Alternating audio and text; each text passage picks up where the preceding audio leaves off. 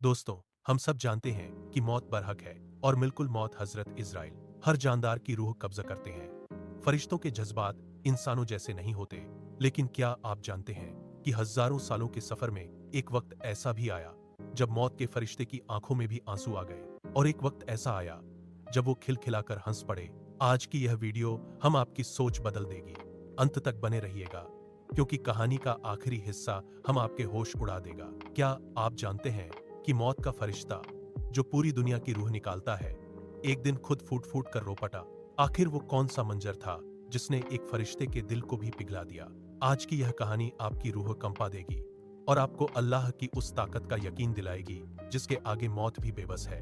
अल्लाह रब्बुल इज्जत ने एक बार मिल्कुल मौत से पूछा, ए इज़राइल, क्या कभी किसी की रूह निकालते वक्त तुम्हें तरस आया? फरिश्ते ने अर्ज किया, ए बारी ताला, वैसे तो मैं तेरे हुक्म का पाबंद हूँ, लेकिन एक वाकया ऐसा था जिसने मेरा दिल दहला दिया। मिल्कुल मौत ने सुनाया, एक बार समंदर के बीचों बीच एक कश्ती तूफान में फंसकर टुकड़े टुकड़े हो गई। सब लोग डूब गए, सिर्फ एक औरत बची जो कश्ती के एक तख्ते के सहारे लहरों पर तैर रही थी। उस औरत की गोद में उसका चंद दिनों का मासूम बच्चा था। वो माँ अपने बच्चे को सीने से लगाए अल्लाह को पुकार रही थी। तभी मुझे हुक्म हुआ कि उस माँ की रूह कब्ज कर लो। सोचिए उस मंजर को, चारों तरफ खौफनाक समंदर, अंधेरी रात और वो मासूम बच्चा जो अपनी माँ की लाश से लिपटा हुआ लहरों के रहम ओक्रम पर था। फरिश्ते ने कहा, उस वक्त मुझे उस बेबस बच्चे पर बहुत तरस आया कि अब इस वीराने में इसका क्या होगा। जिस बच्चे को फरिश्ते ने तन्हा समंदर में छोड़ दिया था, आखिर उसके साथ आगे क्या हुआ? क्या वो बच्चा बच पाया या लहरों ने उसे निगल लिया? और आखिर मौत का फरिश्ता उस बादशाह की रूह निकालते वक्त क्यों हंसा? आगे जो होने वाला है उसे सुनकर आप दंग रह जाएंगे।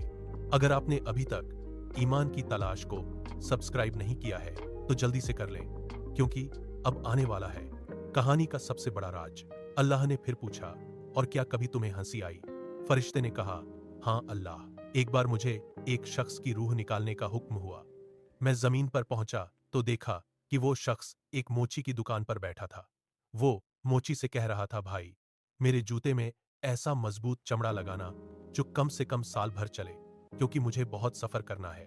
मिल्कुल मौत मुस्कुराए और बोले, अल्लाह, मुझे उस शख्स की नादानी पर हंसी आई कि उसे अगले एक पल की खबर नहीं है और वो साल भर की तैयारी कर रहा है। मैंने वहीं उसकी रूह कब्ज कर ली। तब अल्लाह ताला ने फरमाया, ए इज़राइल, जानते हो वो मोची की दुकान पर बैठा शख्स कौन था? और वो बच्चा कौन था जिसे तुमने समंदर में अकेला छोड़ा था? फरिश्ते ने कहा, नहीं मेरे परवरदिगार। अल्लाह ने फरमाया, वो शख्स जिसने साल भर के जूते बनवाए, वो वही बच्चा था जिसे तुमने सालों पहले समंदर की लहरों के बीच बेसहारा छोड़ा था। लोगों ने समझा वो मर जाएगा, लेकिन मैंने उसे लहरों में पाला, उसे किनारे लगाया, उसे इल्म दिया और उसे वक्त का सबसे बड़ा बादशाह बनाया। लेकिन देखो, जिसे मैंने मौत के मुंह से निकाला, वो आज दुनिया की मोह माया में इतना खो गया कि उसे अपनी मौत तक याद नहीं रही। सुभान अल्लाह। दोस्तों, यह कहानी हमें दो बड़े सबक देती है।